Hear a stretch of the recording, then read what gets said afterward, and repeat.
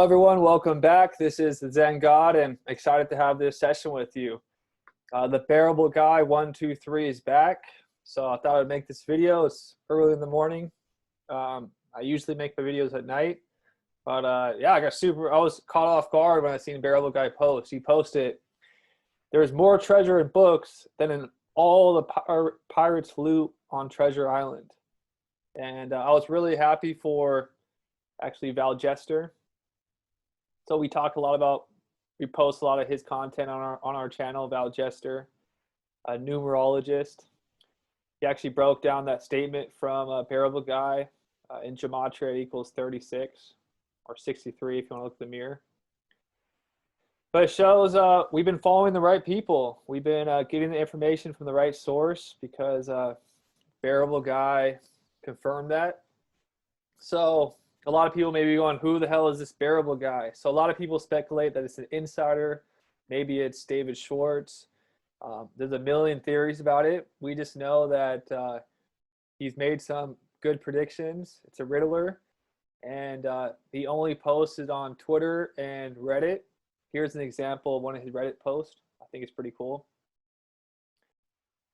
It goes, Ripple, XRP, and its supporters are in the most inviolable position to the dismay of everyone who cannot understand that Providence has decreed that XRP will be the crypto asset that will fuel the financial engine of this planet. What an incredible time to be alive. How fortunate we are to see this great unfolding and unraveling of a money system that has imprisoned countless people for eons with chains of debt, doubt, and despair. Ripple is the antithesis of this. XRP is the chance that people all over the world have been looking for to set things right. So here's an example of his Reddit page of the Lodestar series. Definitely take a look at this. This was a year ago, and highly recommend. Also, Bearableguy is connected with Mr. Pool.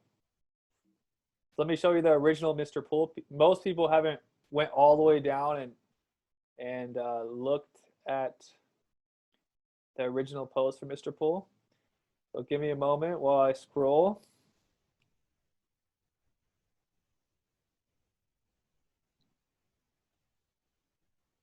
Yeah, I think a lot of other YouTube accounts are afraid to post about Mr. Pool and Bearableguy because they're afraid of losing their credibility as a financial advisor type of figure on YouTube, or be afraid to be labeled a conspiracy theorist.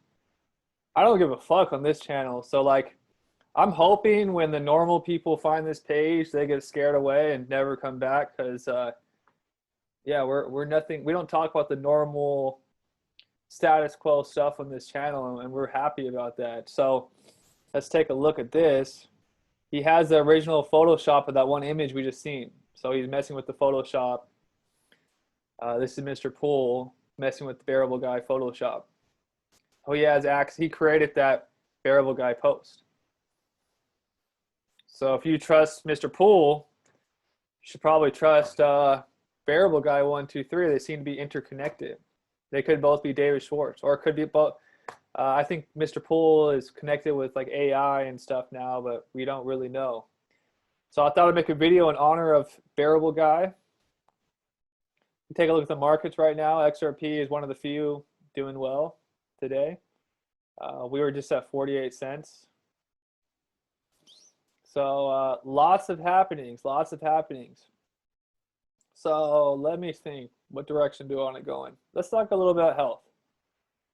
So a lot of people probably think I'm crazy. Zen, why the hell are you talking about health on a crypto channel, on an investment channel? Why the hell are you talking about bettering yourself, bettering your mind? So one of the things I have to bring up right now, a lot of people are freaked out. I'm currently taking a break from Instagram. I think it's healthy to take breaks, but also I'm using my time to build other projects for you guys. Like I'm making a website, so that way all the information could be at one home base, one headquarters. Also, if any of my accounts get deleted, there'll be a great place to go and have like a headquarters for all this information that we're sharing. Because yeah, it's only a matter of time before YouTube finds this account and turns my voice off. It's happened many times on other platforms. So I want to do that. And one of my mentors, what they told me to do was, because everyone always says, I don't have time. I don't have time to do this. I don't have time to do that. Do you really not have time? So they told me, write down a list of everything you're doing with your time. So let's say you eat breakfast from 8 a.m. to 8:15. You write that down. Okay, well, what are you doing from 8:15 to 8:30? I'm sitting on the couch. Okay, and then from 8:30 to 9:15, I'm on Instagram. And then from this time to this time, I'm exercising. And you write everything down, and it's like a time inventory. Really look at it and discover where your time is going. And I found out I have way more time than I even knew, and now it's wasting a lot of my time. So I did that whole process, and then I started cutting things out slowly. And now I have a lot more time to be productive and to do things that are improving my life and taking me to those next levels. So that's a great exercise, a great recommendation. I strongly recommend you try it for a few days and get a feel of different things that you could cut out so you have more time to practice beneficial habits. Okay, back to the health. Why the hell do I talk about health on this channel? Well, number one, if we moon and we have all the wealth in the world, not all the wealth in the world, but we just have all the wealth that we've been hoping for, and then you find out you get diagnosed with heart disease or something really bad like that. Like what was the point? So we want to be on top of our health so we could actually enjoy life, enjoy this new era that we're entering with energy and vibrance and vitality. And another thing is, like, we talked about fasting on our last roundtable. People are like, what the heck? I thought this was a crypto channel. But when you're fasting, you clean everything out, you clean all those toxins, and your mind becomes so much more clear. So we want to make clear, logical, good decisions when we're investing. When we start getting into our emotions and we make decisions out of fear or make decisions out of FOMO because our emotions are all over the place, those usually are when we take those aren't good decisions. So for example, this is one of my favorite products. I'm not affiliated with this company, Dragon Herbs. Ron Teagarden is one of the best herbalists in the world, and his products are some of the best. I only want the best. So I did a lot of research, found this company. They're in Santa Monica. They have an awesome tea shop. You guys should go. But basically what this product does is, over time, it actually assists you in turning off your flight or fight response, your fear response. So a lot of times when big events happen, we either fight or fight, flight or fight. And those aren't, this is going to help improve your mental focus, help calm the mind, reduce mental clutter, support a healthy stress response. So in moments of stress, so let's say like the whole market's red and you're getting all stressed out, you're freaking out. See, like fight or flight or innate state stress response is putting us into severe energy overdraft. You guys should read all this. It's really intensive, but it's going to lower your flight or fight response. So when these moments of stress happen, you actually chill, you're zen, and you're able to make a logical, clear decision on what's the best action moving forward. So when we are in charge of our health, we're way more control of our body, which makes us more control of our mind, which is going to make us have better decisions, better actions, a better life. Everything's connected. People win the lottery, they get millions of dollars, they're still unhappy because finances is only one spoke on the wheel of life. So on this channel, we focus on the holistic being, everything, so that way our whole life's abundant, our whole life is prosperous. Everything is amazing. So if you want a Tao state of mind, take a few bottles of this. You'll be a lot more relaxed. You won't have those stress responses, and you'll have a calm, focused mind. And that's what we need to make wise business decisions. And so that's why I talk about this stuff. I hope it's okay. I want to be more than just talk about how to get money, like what we're going to do with that. People are also like, what are you going to do with the money after? and we could do a whole talk about that on potentially like real estate, different things, and different avenues. But it's so much more. So let's move back into the crypto stuff. There's been a lot of rumble and jumble about Ripple launching their private. So basically what Ripple is doing is they've made a customized product specifically for the banks. Governments cannot build this themselves, so they brought in Ripple to customize the product to be exactly the way they want it. And yeah, and they've been testing it, and they've been letting the banks play with it. The banks come back, hey, we want this, we want XYZ. Ripple goes, upgrades their tech, they make it specifically for them. So Ripple is piloting a private version of the open source public XRP ledger that allows central banks to create and manage digital currency, enabling global interoperability. So we'll watch this video right here. They've been telling us this whole time. I've seen some tweets from Joel Katz, David Schwartz, talking about this potentiality since 2019 in January. So it's been out in the open about a hidden ledger. And Brad Garlinghouse will explain why their customers wanted it to be private. And it makes sense to me. So let me play this real quick.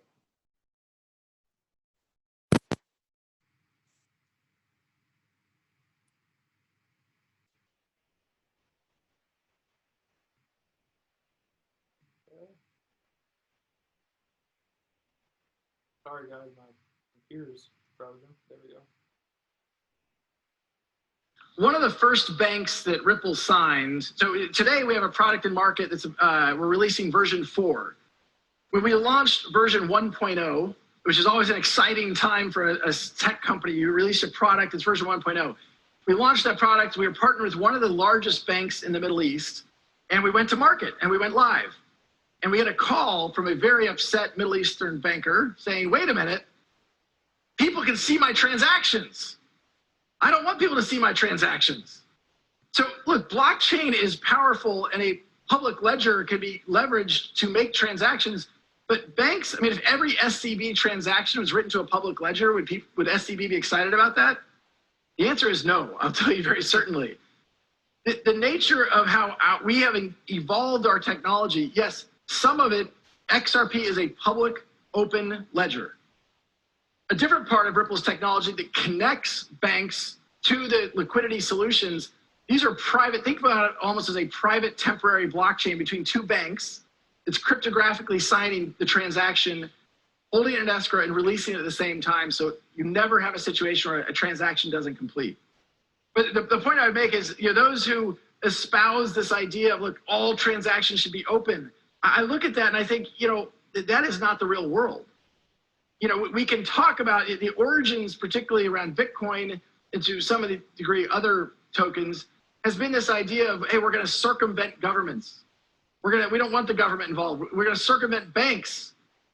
Look, Ripple, we come at it from exactly the opposite point of view. Governments aren't going away. By extension, banks are definitely not going away. We can enable banks to enable an internet of value. If you want to enable an internet of value, you have to connect the repositories of value. The repositories of value are the banks. We want to work with the banks, with financial institutions, with payment providers, with Linlin Pay or PayPal or fill in blank, to dramatically accelerate the nature of how payments occur today and reducing that friction. Awesome. So he just mentioned the internet of value. So I have another clip from Gary Gensler talking about the internet of value. Yeah, basically, Ripple is customizing their products for these big, powerful bankers. Governments aren't going away. So they need to innovate so they don't become obsolete.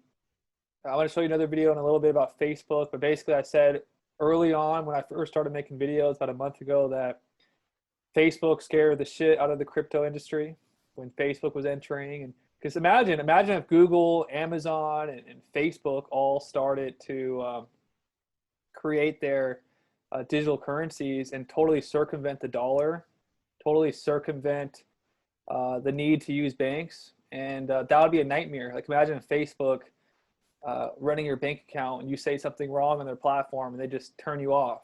It's happened to a lot of people that support this channel. So they don't want to become a Blockbuster. Some of you guys are too young to even know what Blockbuster is, but we used to go to brick and mortars to rent movies. They didn't innovate. They chose to say, hey, everyone's always going to go to Blockbuster. No one's going to rent movies online. And they didn't innovate, and they became obsolete. So banks are afraid of that happening to them. So they need to have the best technology in order to stay relevant. That's why they're getting these private companies like XRP, Ripple, to develop it for them, because it's a lot faster to have a private company do it than to run through governments. And quite frankly, anything the government does sucks. Go to the post office, go to the DMV. All that is probably like the worst places you want to go because the government controls it. So if the government everyone always says, well, Zen, can't they just make their own? Well, number one, it's going to take them years. They don't have time for that because China is already so much ahead.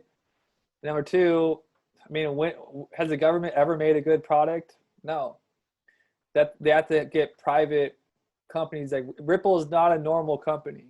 They're chosen and they're customizing everything for them. So Gary Gensler is coming into the SEC. Just because I post about one of these guys, some people commented like, "Oh, he's a bad. He used to work with Obama and Goldman Sachs," and we have to deal with reality. He is in that position. He's going to play a major role. We have to know what his stance is. And number two, Trump had tons of Goldman Sachs and tons of what you would call bad actors in his place, but they still did good things. So it's more about, okay, what actions are they going to take now? I believe he's going to give us clarity. He's going to give us clarity. It's going to be a boomerang effect. Everyone thinks XRP is the one that's should be afraid. But really, XRP is going to get the green light. And then it's going to force all the other companies, all the other cryptos to follow the same guidelines that Ripple did. So all the other companies are going to have to go through that same process and get their clarity. And Ripple's already going to be green lighted. So we'll be ahead of the game. And like Brad Garlinghouse said, 90% of these shitcoins are going to go away. And here's the thing about Gary Gensler. He kind of looks like a lizard. This is my metaphor for him. He has cold blood. His heart's ice cold. He has no sympathy, no emotions at all for giving you the thumb down in your crypto. He's going to have no emotions. If your crypto is bullshit, bye. And guess what? He's going to have no sympathy when your account goes to zero. So make sure, now that we're entering the crypto regulation phase, that you're investing into compliant coins, because I don't really believe he's going to feel bad for anybody when he goes and gives a thumb down on tons of projects. But let's hear. I've been rambling. He knows about the internet of value. Why is he getting put in this specific position? He's being put in this position not by coincidence. He's an MIT professor. He teaches blockchain and crypto technology. His whole purpose is to bring crypto adoption, bring the regulations that we need. So please watch this video. Next topic. And then something called the Internet of Value. Moving around on the internet, packets of data representing value, the talk as well. And then something called the Internet of Value. Moving around on the internet, packets of data representing value, the same way we move packets of data around the internet since the early 1990s on the internet. And the internet is not an intranet. In the early 90s, we had CompuServe and other services that were intranets. And then the internet comes along because great MIT work, World Wide Web, Tim Berners-Lee, and so forth, creating an internet. Will we get to a place where we have a true internet moving money around, packets of value, interoperable movement of value and micropayments? Yeah, so there you go. Gary Gensler, the new SEC chairman, talking about the Internet of Value. And people call me a conspiracy theorist, that I wear a tinfoil hat. I honestly don't see how you could invest into this technology and XRP and really done your homework and research and not consider yourself a conspiracy theorist. Like, how is it not a conspiracy that all these people that are supposedly XRP fans are all in their exact positions? It is a global conspiracy. Like, if you haven't realized that, then man, you're a lucky XRP holder. That's all I can say, because most people that have done the research know for a fact that this is orchestrated behind the scenes. The shadows have chosen this coin, and this isn't all just by coincidence. This is probably one of the biggest conspiracies ever. I mean, look what just happened within the last 6 months, well, last year. This is how I know I've even been conditioned and programmed. I go to a place and I'm like nervous to ask them if they accept cash. Hold on one second. Yeah, I just had a call come in. Sorry, I kind of lost my place. But yeah, I don't see how you could be an XRP deep diver into the research and not be conspiracy minded, because it's obviously a conspiracy, and nobody's talking about it. Well, that's what I was talking about. Yeah, I know I've been conditioned and programmed, because I went to a place and was almost nervous to offer them cash, because so many places where I'm from are transitioning to cashless. I was like, "Do you guys accept cash?" They're like, "Yeah, of course." Looking like I was an idiot. But I've been. That shows you the conditioning that's happening. Like, I'm afraid. I think I have to use a card everywhere, and then also the QR code is everywhere here now in Vegas. Like, everywhere I go, they don't hand you menus. You got to swipe your QR code and get a digital menu. So, and it plays right into this whole NFT movement, this digital blockchain art. I think this is I don't really believe people are spending that type of money on these NFTs, like 40,000. I think it's a big marketing campaign to help with the crypto adoption movement, getting the average people to start talking about blockchain and these assets, seeing how valuable they are, and building the whole narrative for this new technology. Now, that I have heard speculation that it is possible that people are buying these for like $400,000, these NFTs, non-fungible tokens, for tax evasion principles, for tax evasion, like to save money on their taxes. But that just proves my point even more of why Gary Gensler is coming in, because if people are using these crypto to get out of taxes, you better believe he's going to come in with the hammer to start regulating this shit. So if that's true, that they're using it, I'll show you a video. But going back to the main thing, like I said, I've been saying this for a long time.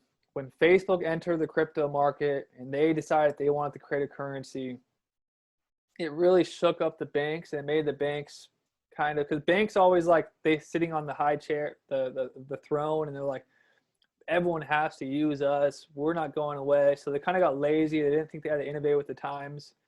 But as soon as Facebook entered the picture, it shook them up, and they knew they had to take action. They knew they had to make some.